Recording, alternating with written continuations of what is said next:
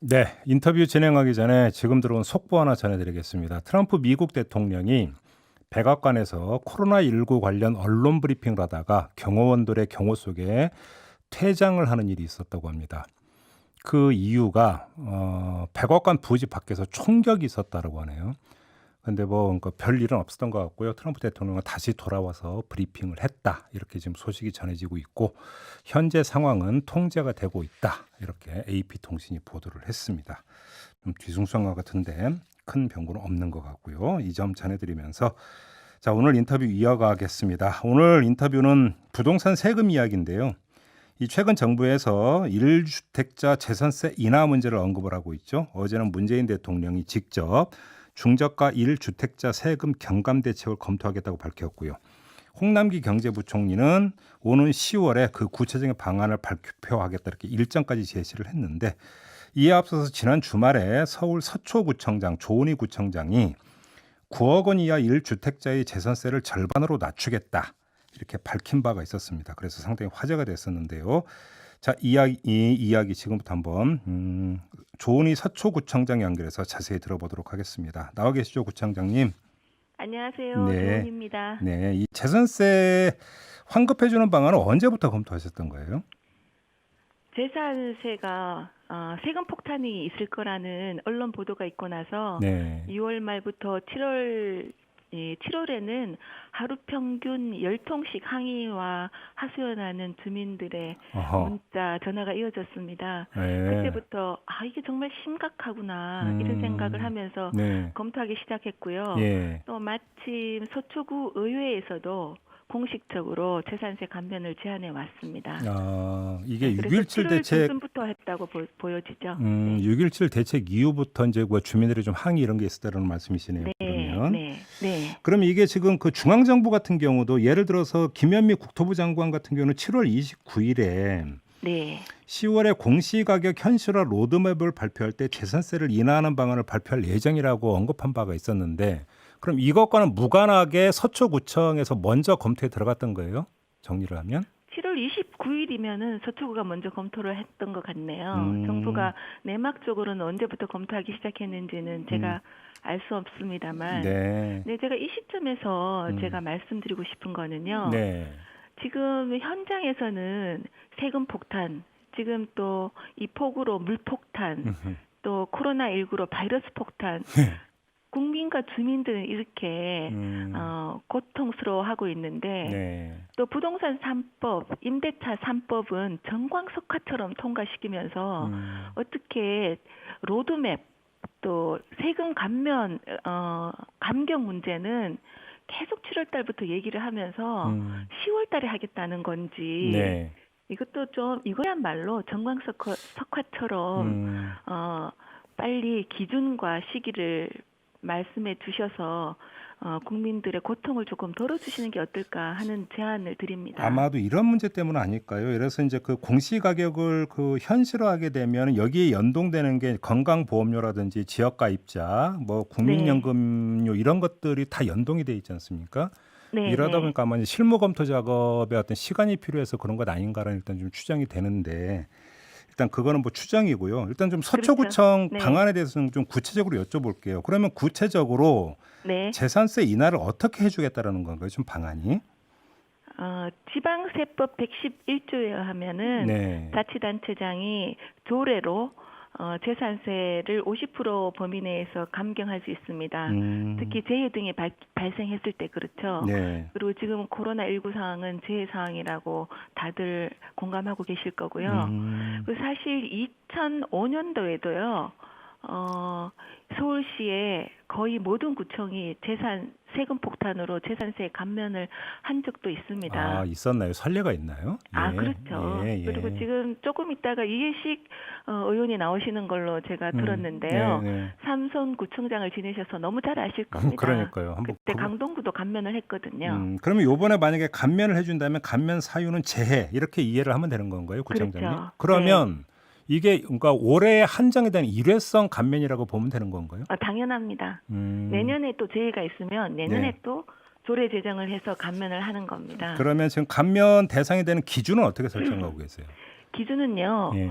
서초구에 재산세를 내는 가구 수가 13만 7천 가구였고요. 예. 공시지가 9억 원 기준으로 했을 때 내는 가구는 한 7만 가구, 50% 정도 됩니다. 예. 제가 공시지가 9억으로 정한 이유는 집을 1가구 1주택을 4억짜리 산들 예. 또 7억짜리 산들, 10억짜리 산들 내 집에서 실수요 거주하시는 분은 국가가 세금을 보호해줘야 된다고 생각하거든요. 예. 그런데 공시지가 9억 이상의 주택은 구청에서 감면을 해도 종부세로 국세로 걷어가기 때문에 효과가 반감되기 때문에 9억을 기준으로 했습니다. 그러면 지금 이게 그 서초구에서 그러니까 1년에 걷어들이는 재산세 가운데 지금 구청장님이 말씀하신 이 기준이 적용되면 어느 정도 그 전체 그 재산세 총액에서 어느 정도가 감면이 되는 거예요? 비율로 네. 따지면? 재산세는 문재인 정부 출범한 이후로 3년 동안 거의 72%가 증가를 했어요. 네. 그리고 작년 대비 22.5%가 증가를 했고요. 액수로 말씀드리면은 950억이 재산세가 더 거쳤고 거칠 예정입니다. 추가로 더 그런데- 거친 금액이에요? 950억은? 그렇습니다. 네, 예. 그런데 9억 원 이하의 1가구 1주택에 한해서 감면을 할 경우에 한 가구당 평균 20만 원이 되지 않아요. 제2긴급 생활비가 1인당 20만 원을 국민들에게 드렸는데 예. 그 액수에 비하면은 조금 적은 거죠. 그래서 전체로 하면 40억에서 최대한 60억 정도 네. 규모니까 예.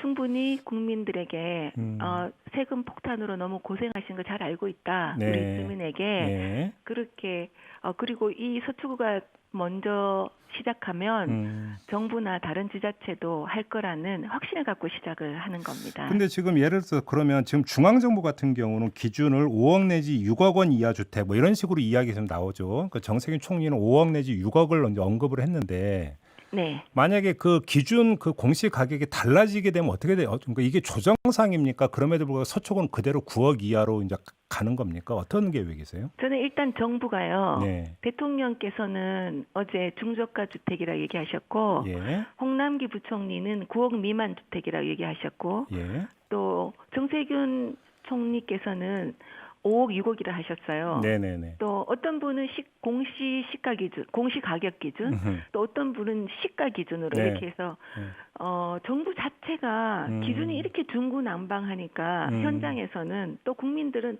너무너무 헷갈려하세요. 네네네. 하루 빨리 정부의 기준을 공시 가격 기준이다, 네. 아니면 시가 기준이다, 얼마다라는 것을 발표해 주셔야 된다고 생각합니다. 만약에 정부가 아무튼 단일한 기준안을 언젠가는 마련을 할 텐데 그럼 거기에 맞출 계획이세요? 아니면 독자적으로 가실 계획이세요?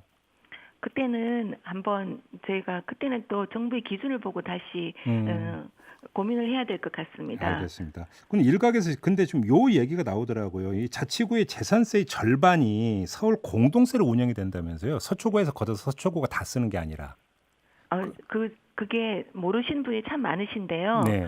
재산세 공동과세라 그래서 재산세가 지방세입니다. 네네. 그래서 본래는 옛날에는 재산세가 다 거치면 그 구에서 다 썼죠. 그렇죠. 그런데 강남북 균형 개발 차원에서 예. 저희 재산세가 1,000억이 거쳐지면 거의 절반은 서울시의 공동과세로 줘서 다른 자치구로 n분의 1로 나누는 거죠. 그렇죠. 예. 근데 만약 서초구가 재산세를 50% 인하할 경우에 예. 다른 데 가는 공동과세가 줄어들 거 아니나 이런 걱정이시죠. 그렇죠. 그렇죠. 저는 2005년도의 선례로 따라서 서초구가 하면 다른 자치구도 재산세를 인하한다고 생각하고요. 네.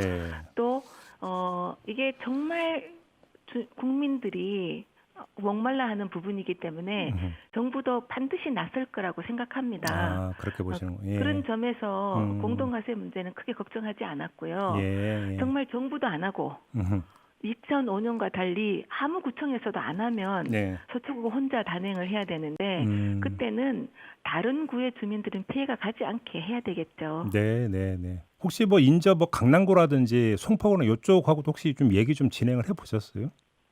아직 진행은 안 했습니다. 알겠습니다. 저는 그 얘기를 할 생각 갖고 있었어요. 네, 또 구청장 협의회에서도 한번 제안을 해볼 생각도 있었고요.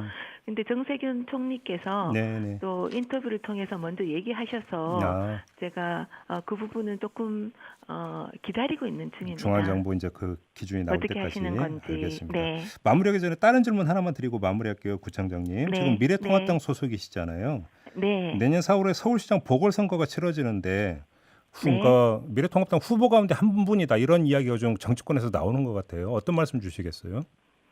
제가 서울시 최초 여성 부시장을 지냈고 네. 지금 현재는 25개 구청 중에 유일한 야당 대선 구청장으로서 네. 행정 경험도 있고 신선하다 이런 차원에서 또 진행자께서 물어주시는 것 같은데요. 네. 예, 지금 뭐 물폭탄, 세금 폭탄, 바이러스 폭탄인데 주민들을 거기에서 안전하고 또 편안하게 지켜드리는 것이 제 소임이라고 생각합니다. 네, 모범답안만 말씀해 주시는군요. 알겠습니다. 네. 네, 말씀 제가 여기까지. 나쁜 이가 아니고 좋은 인데요. 네, 좋게 봐주세요. 네. 알겠습니다. 말씀 여기까지 들을게요. 고맙습니다. 감사합니다. 네, 지금까지 조은희 서초구청장이었습니다.